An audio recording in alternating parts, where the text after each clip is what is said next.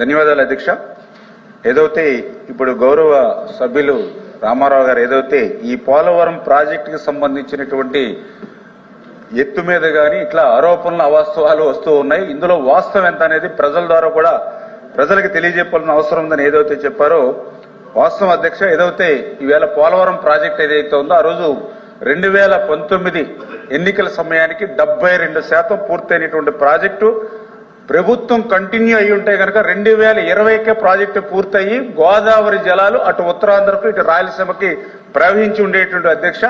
అటువంటి పోలవరం ప్రాజెక్టును ముంచేసినటువంటి వాళ్ళు, అదేవిధంగా 100% పూర్తయినటువంటి డయాఫ్రమ్ వాళ్ళని ధ్వంసం చేసినటువంటి వాళ్ళు, అదేవిధంగా ఏదైతే పోలవరం ప్రాజెక్టుకి తమ విలువైనటువంటి భూములు త్యాగం చేసినటువంటి నిర్వాసితులు ఎవరైతే ఉన్నారో వాళ్ళకి 5 సంవత్సరాల్లో 19-24 మధ్య ₹1 కూడా వాళ్ళకి ఇవ్వనటువంటి వాళ్ళు కూడా ఈరోజు పోలవరం గురించి పోలవరం ఎత్తు గురించి మాట్లాడేటువంటి అర్హత లేదనే విషయాన్ని మీ ద్వారా తెలియజేసుకుంటూ ఉన్నాను అధ్యక్ష.